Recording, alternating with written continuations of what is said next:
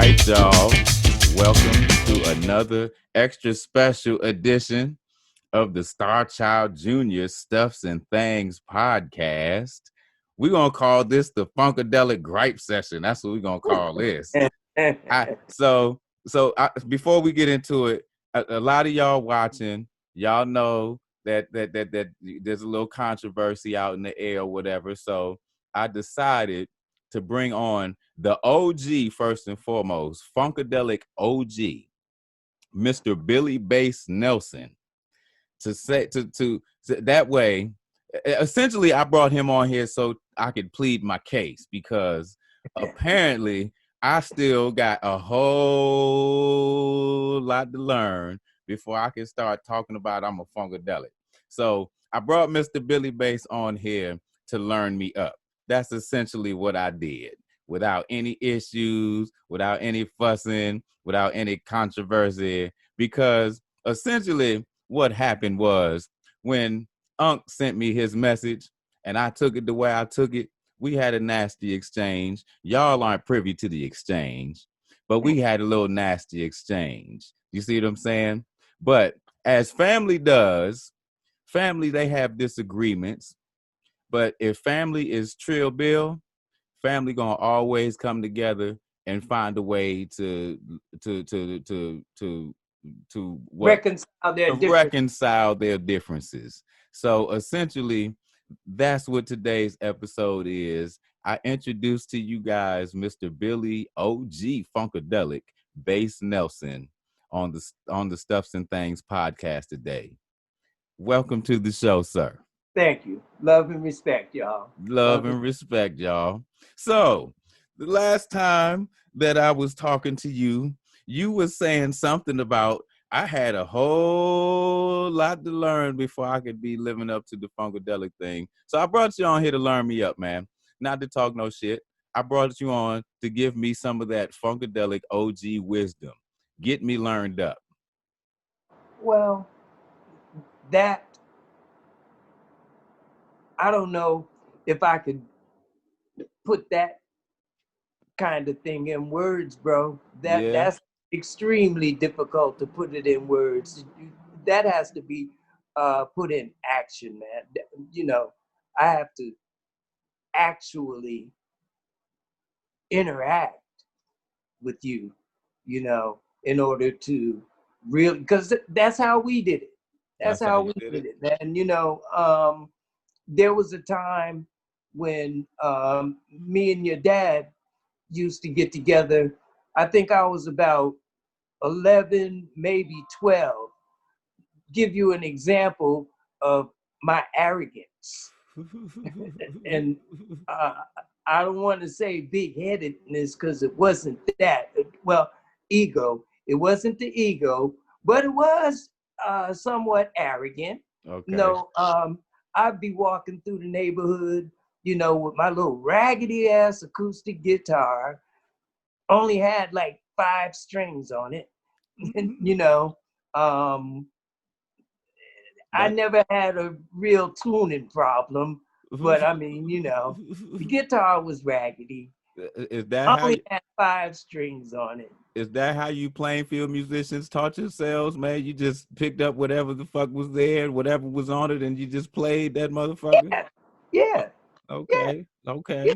Yeah, for real. What I was about to say was, you know, I used to roll through the neighborhood with my little acoustic guitar, calling myself swooning and young girls, you know, singing songs like 1, 2, 3, you know. I even had my own version of Yes, I'm Ready, you know. Okay. But I used to, you know, come through the neighborhood singing. And, you know, by the time I got down to where the Shiders lived, I would actually be on my way there.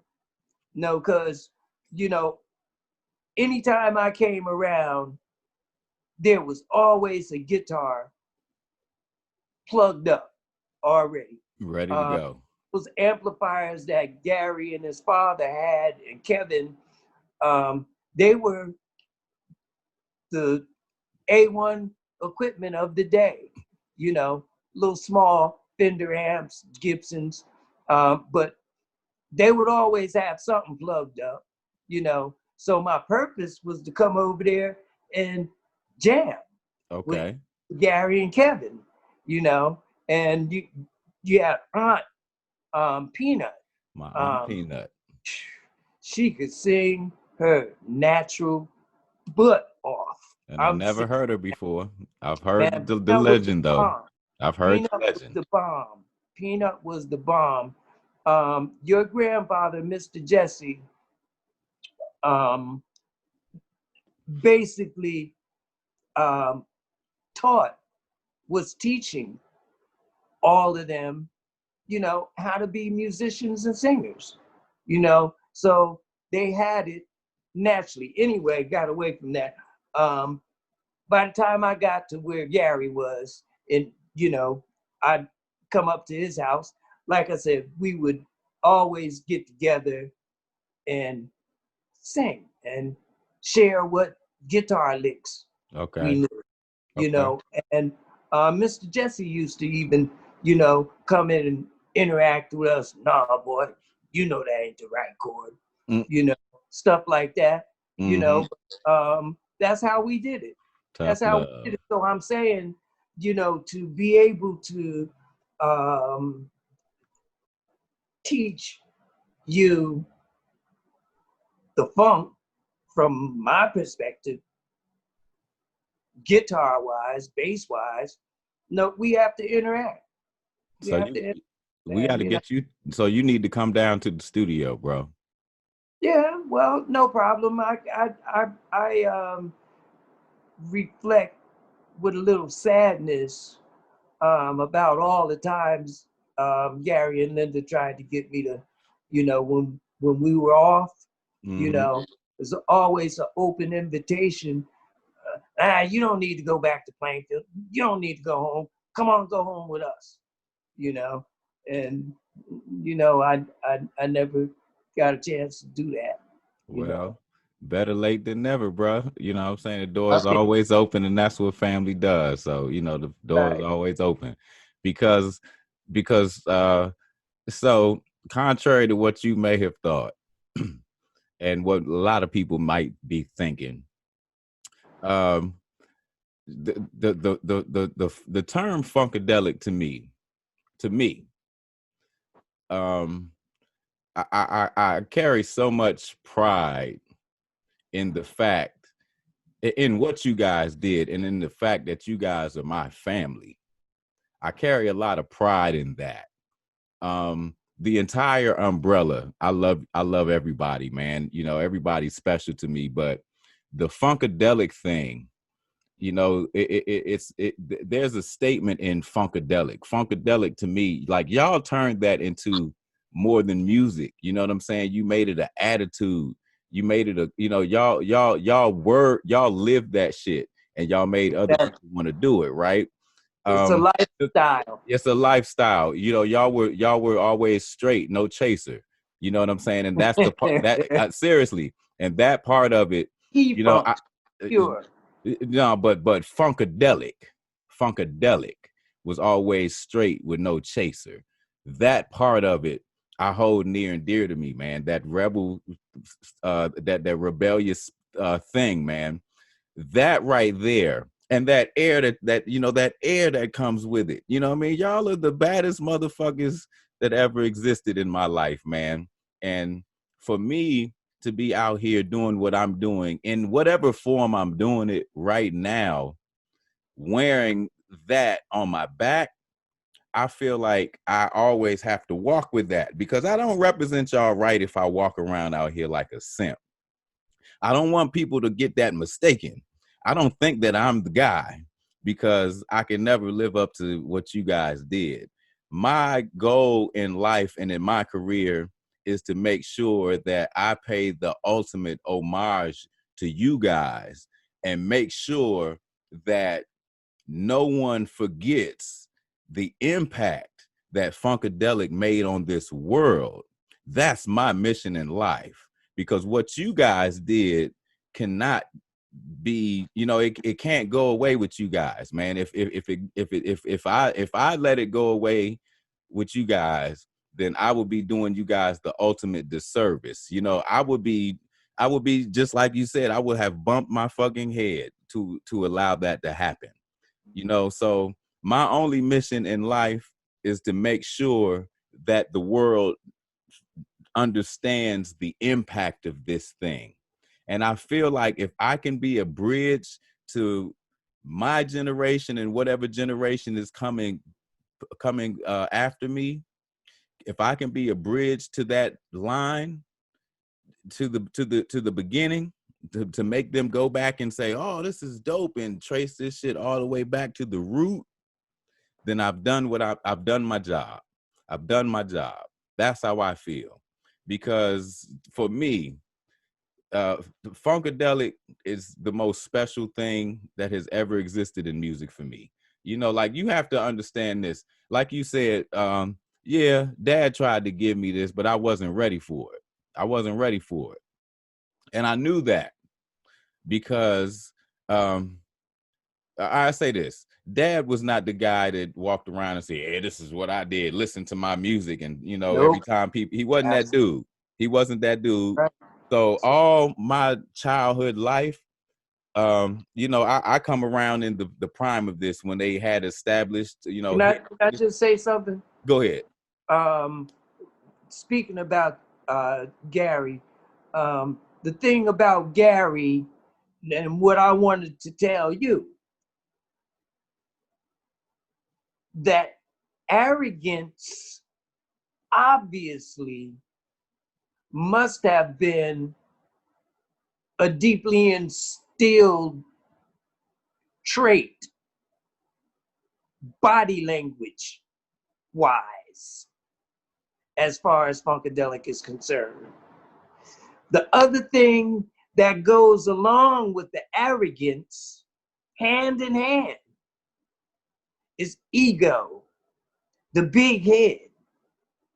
And speaking about your father, Gary wasn't big-headed. He was never big-headed, boastful, or none of that.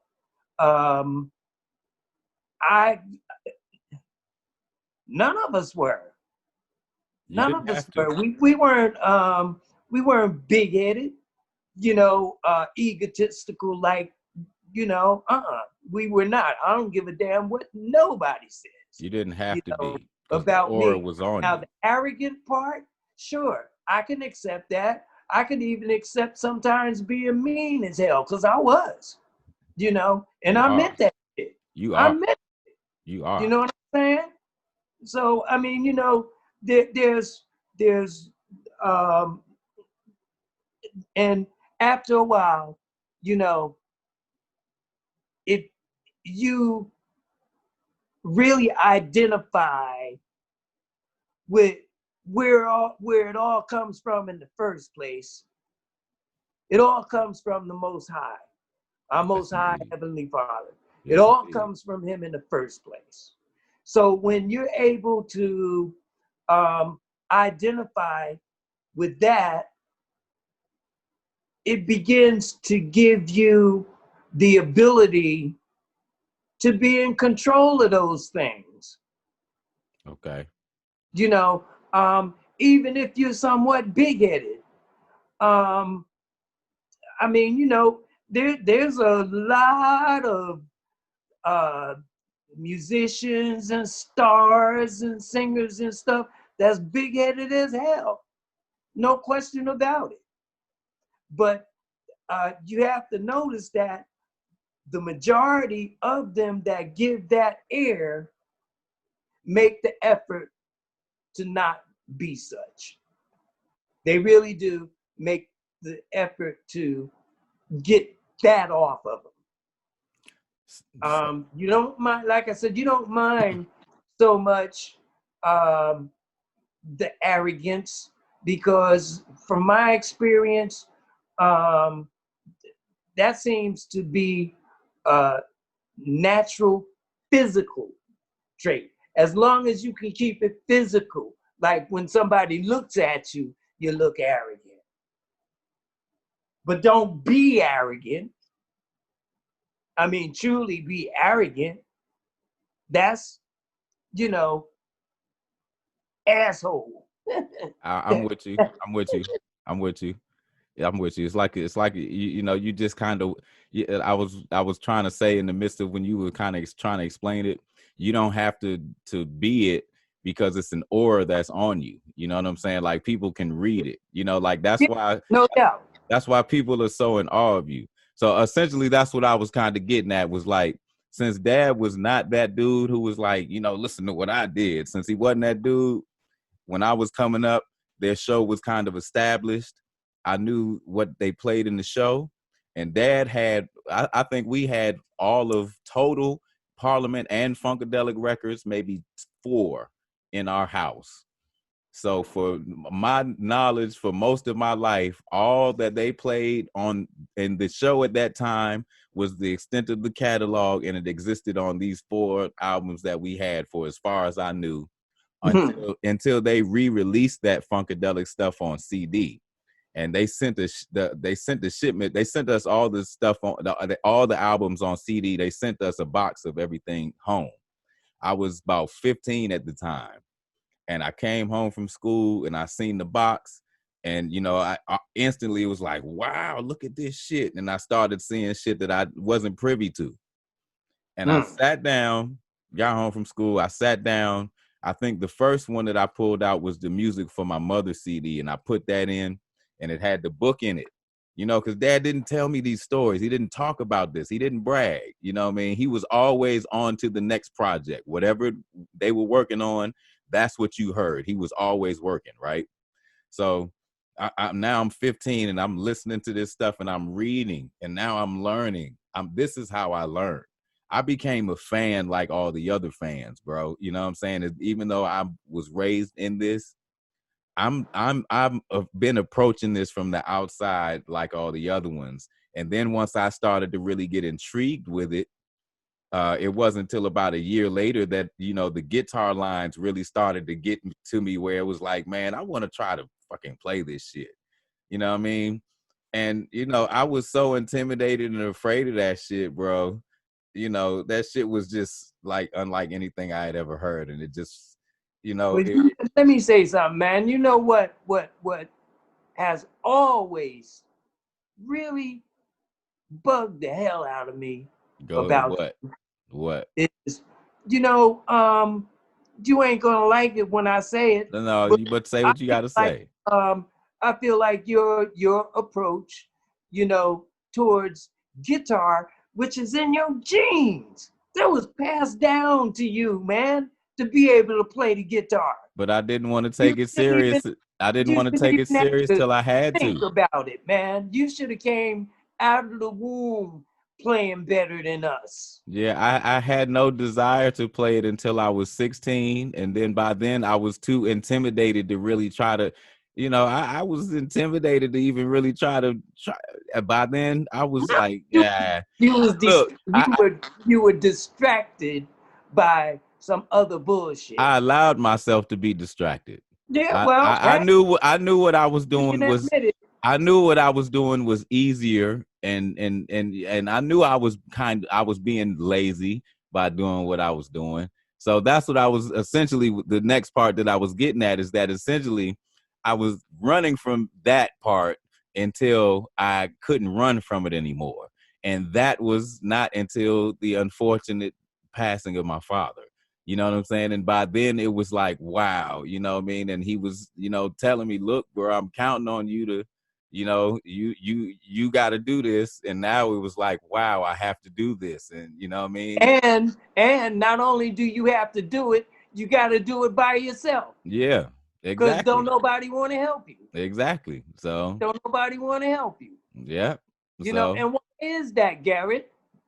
I don't know. Hey, man, you know, now is the time that you would be a good thing. How old are you now? You're not 30 yet, are you? 32 or something? How old are you now? I'm not even gonna tell you. Just go on with it. About 37. That's just You say older what than you're 40 years old? just say what you gotta say, bro. What you embarrassed about your age for? No, You I'm ain't not as old embarrassed. as me. I'm not embarrassed about my age. I'm just like, damn, you think I'm that young still? Wow. And that ugly. Yeah, Don't yeah. leave that out. You know what? You speak for yourself with that. No, no, no, no, no. You're in the minority it's, opinion on all that one. good. It's all good. The thing is, now is the time that you could actually search inside yourself. You still got time, yo. Well, that's You what I still got time, man. listen to me. So you need to search inside yourself. Look at the things that you may think are a problem. Own up to it. Because if you don't own up to it, you'll never get rid of it. You're right. So can I say So this? Go ahead. No, go ahead. Finish. I'm I'll just let you saying, finish. man, now is probably that time, Garrett. Life is short, man. We don't have a lot of time on this mug, You right. and um, it may be fortunate for you that somebody like me or Muddy or somebody else out of the fold, out of the family can step back and tell you something. You know, you if you listen, you know, the thing is if you are really concerned, then search yourself, and get rid of some of that's holding your spirit down. Because that's all it's doing, man.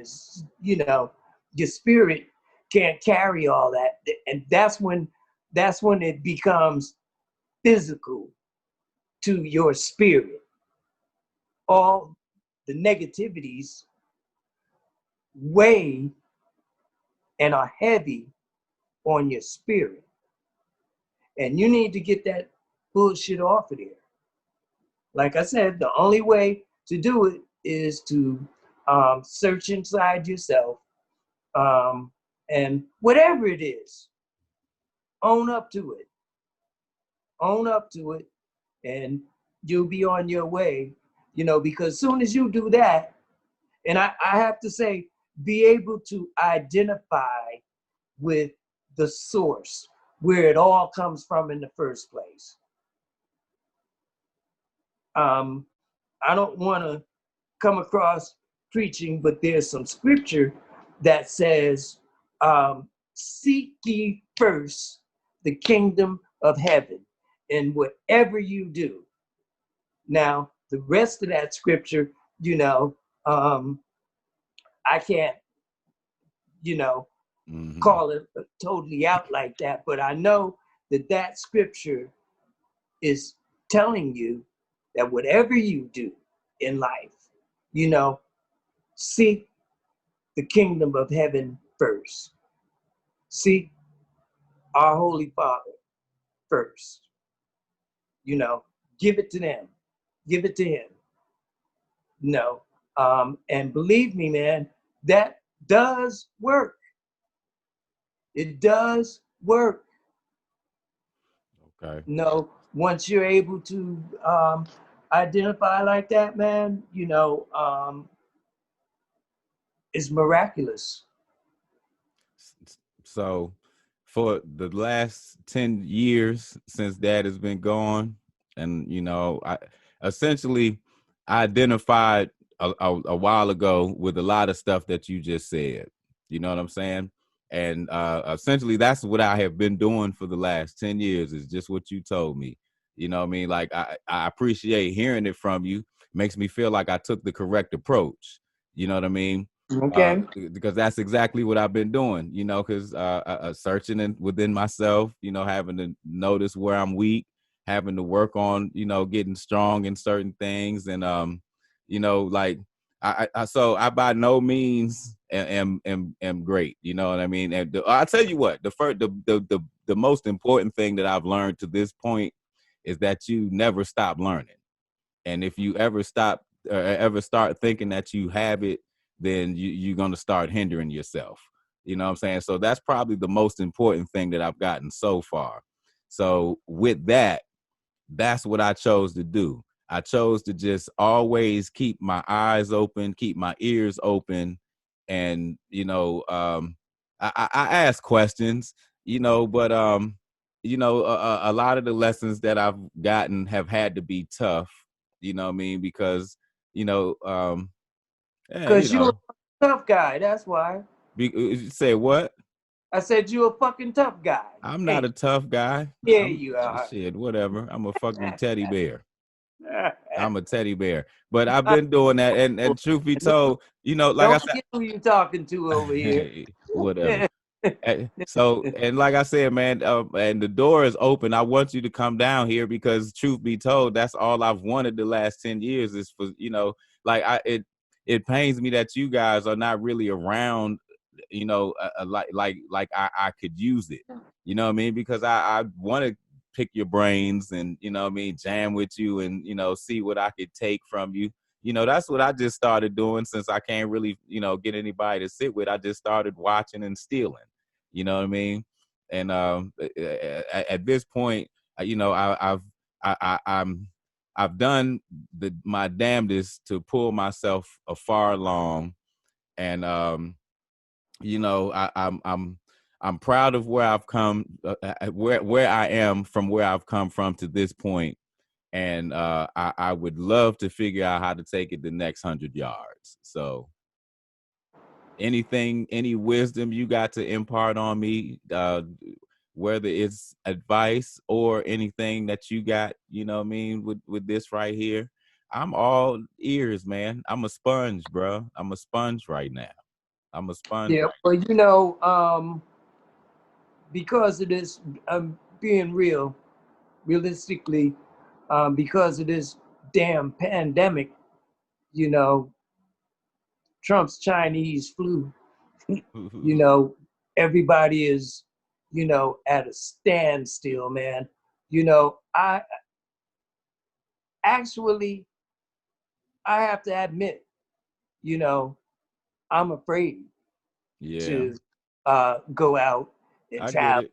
and get on a plane or get on a train, because we're dealing with something that has never happened to mankind since the beginning. You Yes, know, very true. I don't think there's ever been a worldwide pandemic that was killing people all over the world from the same source of something. I, you know, um, I don't think there's ever been anything like that. Maybe when Moses was down there trying to get the Israelites out of Egypt, him and that staff he had, Yeah. pulled out some serious plagues and stuff like that. But you know, um, outside of that, we're looking at a miracle that never happened to Yeah. mankind. And I think you'd be a fool not to be afraid. Um, you trust in the Lord, then he says that he didn't give us the spirit of fear, you know, but you know this thing that's happening to us now, you know, is fearful. Yeah. It is fearful and It's dangerous. And so what I'm saying, man, I would love to, just get up and hop in my ride and come on down there and camp out. You know, I'd love to do that. well, we got I'm Zoom telling though. you, the only reason why I won't is, because of this stuff that's going on, and I'm sure you understand that, man. I get it But 100%, man. You know what I'm yeah, saying? that's the only reason why, Jared. I feel the same way you do. You know what I mean? But I mean, at some point, you know, this year I realized that this was gonna be with us for a minute. And it's like, you know, at this point, the best thing I could do is just stay as careful as I can. You know what I mean? I'm not being reckless. I'm not in any crowds or anything like that. You know, I'm keeping it as Yeah, safe as I can, the wearing my best thing to mask. do is to stay away from that. Yeah, you know what I'm Best saying? thing So to I do. get it 100%, but you know, regardless, you know, I don't expect that this will be with us forever. You know what I No, mean? So whenever you feel confident, man, you know, you come on down the road, man, and you know, you'll be safe here, man. You know, I'm taking care of moms too, man, making sure she's safe. So trust me, that's what's taking up. all the precautions. You know That's what I what's mean? up. You But know, that's what I want to hear. yeah, but in the You know, that's meantime, what I want to hear. in the meantime, we got Zoom too, bro. Yeah, well, you know, we can Yeah. work. We can work on it. You know, You could do some um, Zoom lessons. You could even give other people Zoom lessons. You could charge other people. I want I 10% because I gave you the idea. Oh ain't, man, see. ain't, Oh I man. ain't in. Hey, man, you know, I ain't never been into, you know, trying to be no teacher. That's You just know, because you don't have no teacher's etiquette. That's all. that too. I don't No, have no patience. That's right. right. You That's don't right. have no teacher's etiquette. You know Well, what? you call it what you I'm want about to to call tell the it. people this I story. call it. I don't have no tolerance, zero tolerance for young people's bullshit. I'm about to tell the people the story of the last time and that I remember having a lesson with you about the pinky. Use the pinky. Use the pinky. I'm trying to use the goddamn pinky. That chill out. No, don't fucking touch me. Use the goddamn pinky. Yeah, so you want to pay for them lessons with Billy Bass Nelson? It's not for the faint of heart. Not Well, for the faint of heart, boy. But you know, that's how you you get have it to Funkadelic your back. you have it to your advantage that nowadays, you know, I mean, hey, man, you see me, man. You I'm a look little just bit like you did more then. cool. I'm a little bit more calmer and reserved than I've normally. Well, you can say that all you I don't want. believe you. I Yeah. don't believe you at all. Hey, I wouldn't expect that. I wouldn't expect. Oh man. Hey, I understand. I I don't believe it at all. It's all good though, because if you that's why we love you though. You know what I'm saying? We love you because you that way. So it's all good. Man. Look, I'm gonna go ahead and let you go, man. I appreciate you coming on, kicking the fat with me, man. I just so now everybody can see everything is smooth over here, man. We fam, we fam. You know what I'm saying? Apparently, I still got a lot to learn, so I'm about to get with the OG over here. Oh, I'm pointing the wrong way. The OG over there. I'm gonna get with the OG and I'm gonna let him I'm gonna let him learn me on up, and then I'm gonna really be a funkadelic, y'all. That's right. But in the meantime, we got the OG, man. That is Funkadelic right there, man. And next time we gonna get him on here and we gonna let him tell y'all the story. Look, we all know about the parliaments and all that right there, man, but nobody gets on here and tells no Funkadelic stories. So next time we're gonna get you on here and we're gonna let you tell some a good old nasty or dirty or whatever, some good old funky funkadelic stories, man. You know what, man? You might not get nothing because I'm saving that stuff for my book, man. Will you give me some excerpts? You know, and simply because number one, call it arrogance or big-headed if you want to. I don't give a damn, you know. But I know that I have a very important historical story to tell Yes, you do. that should be told. Yes, you're right. You're right. No, Well, if you decide you want to give me some excerpts, then you no, know. I ain't nothing happening. Oh man, you see how the OGs do us, man. I think But I ain't mad at you though. Well, I'll tell you what. I think Once you get that book published and it's about to come out, then you can come on here and talk about it. How about that? that'll work. There you Yeah. go. There you No go. I ain't mad at you though. All right, No, John. but you All know, right, John the Bolton. next time we hook up, man, you know, I know you and a lot of people have tons of questions that probably I might be the only person that could answer that, That's you know, right. and That's right. answer it truthfully, because I hope you know I'm not gonna waste my breath lying. Oh, I don't want you to. I know you ain't.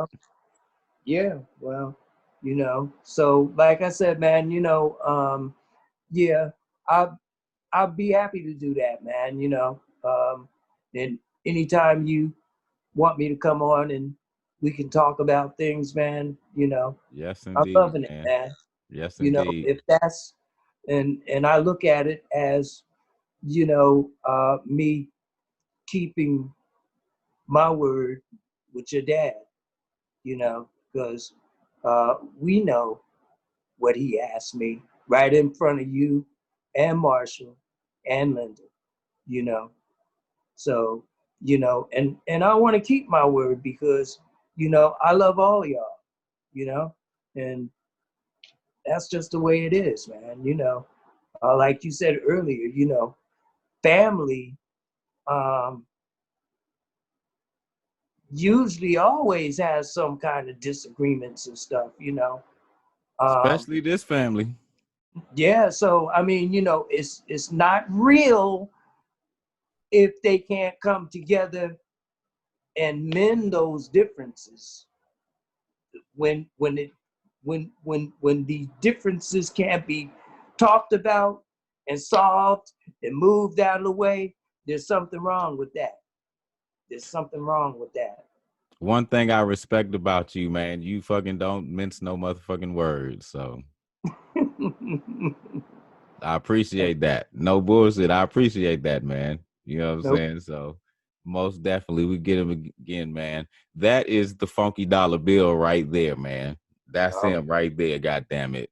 That's fucking that's fucking that is the fucking funky dollar bill right there. Billy Bass Nelson, man.